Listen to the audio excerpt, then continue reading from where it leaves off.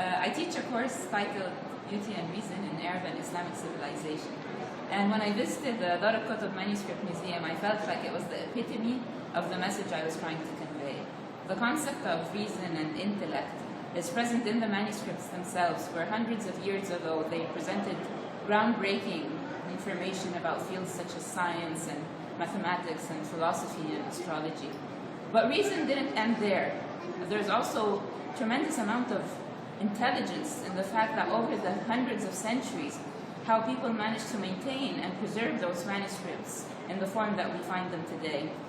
The concept of beauty doesn't really require an explanation, but beauty is also present in the manuscripts themselves and the tremendous calligraphy and illuminations and bindings that are present. But how Dar al-Qutb managed to preserve the integrity and the beauty of those manuscripts in a setting that both manages to preserve the architecture and the history of the place, but also to offer the modernities, to make it familiar to today's visitor in a way that preserves the manuscripts and state-of-the-art technology is really, really impressive. I think Dar al-Qutb, the Manuscript Museum, is one of Cairo's best-kept secrets, and I really hope that it doesn't stay a secret for long so people can enjoy it. This is Yumna and I'm C student from AC.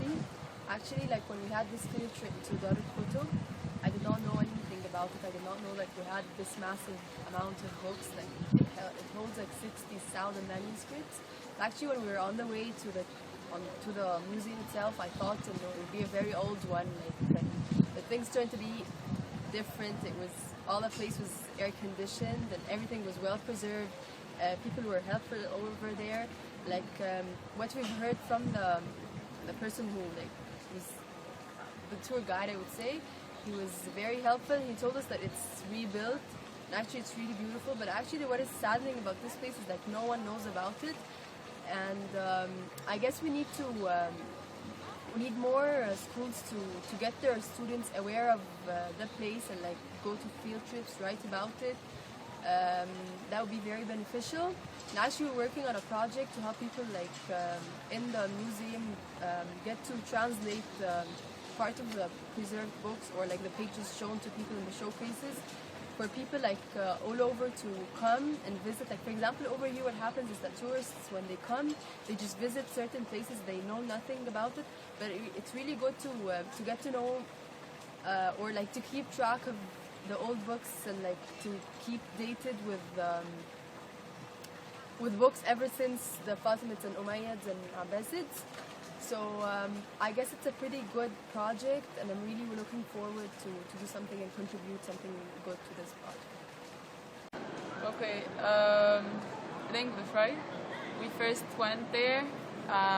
First thing I saw was the old Cairo scenes, like the Azhar Mosque and the Hussein.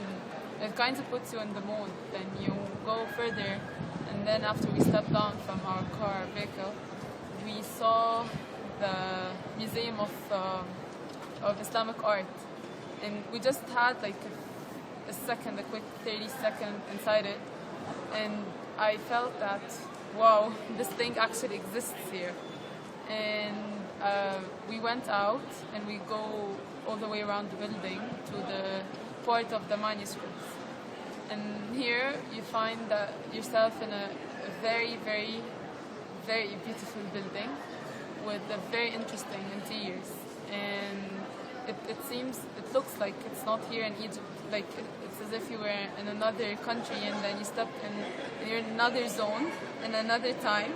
It's so modern, it's so digitalized, it's so clean, it's so perfect for me for a museum.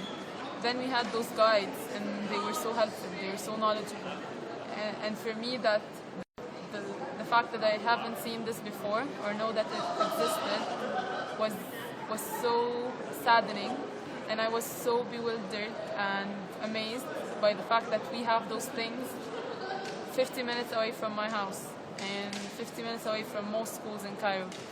And I felt that, or I wished that for me, every art professor that I had across the years would take the time and take me to this museum every single semester of every single year.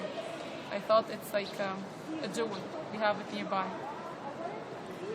Hello, my name is I had been to the museum a month ago, and I was surprised by how much it was organized, and it was very much of a high standard, with all the documents being very well kept and very well preserved, and the people being there that are responsible for the museum were very helpful. So I encourage anyone, if they're interested in their history and the amount of knowledge that has been created by us since the Oriental Renaissance, to just go and have a look. And I'm sure they'll be surprised just like I was. Thank you.